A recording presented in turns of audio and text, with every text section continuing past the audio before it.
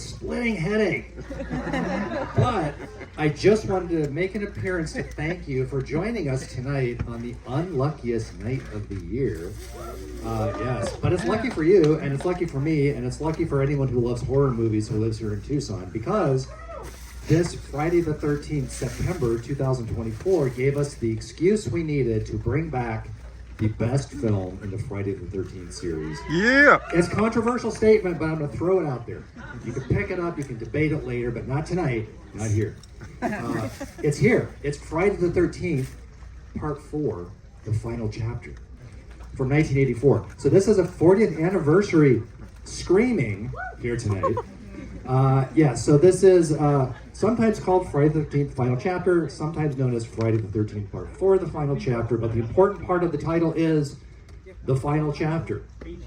And that's why this movie is so great, because it is the end of the series. Wait, I'm getting word. The series continued past this, and it continued to be good. But this one, it went out on a high note. If this was the last film, it went out on a very high note.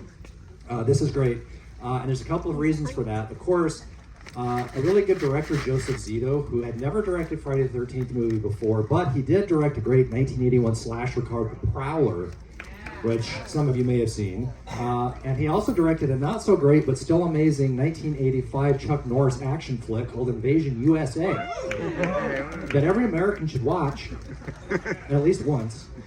And also a great cast, because this is the movie that introduced us to little Tommy Jarvis, played by little Corey Feldman in a bald cap. And also a great final girl played by Kimberly Beck, who was in Massacre at Central High, which is a movie I love from the 70s. And of course, one of the best victims, the guest victim in a Friday the 13th movie ever. Crispin Glover. Crispin Glover, who I'm channeling tonight. Glover. Crispin Glover, who gives an amazing, sensitive portrayal as Jimmy. And Jimmy, of course, is immortalized in dance. Immortalized in dance and enshrined in our hearts. It does not end well for Jimmy, just spoiler. But it could not end well because it's Crispin Glover in a Friday the 13th movie. So he is never going to be the hero. I will just say that. But he's amazing. Crispin Glover was here a few years ago at our theater, right on this very stage. He was not keen to talk about this that we're going to watch right now. And that's fine. He talked about a lot of other stuff, not this. And then really, I think one of the things that makes this the best at the top of the list is the incredible Tom Savini, the makeup artist, Tom Savini.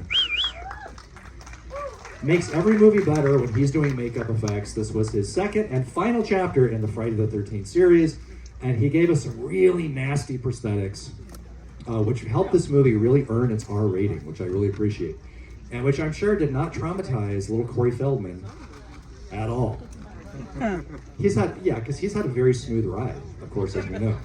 So it wasn't this movie's fault.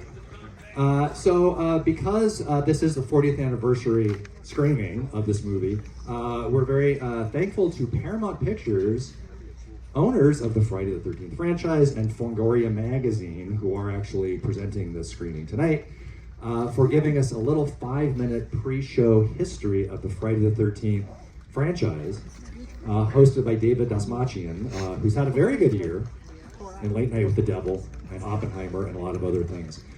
So he's going to tell us what's up. With that, please silence your cell phones. Please rub your lucky rabbit's foot.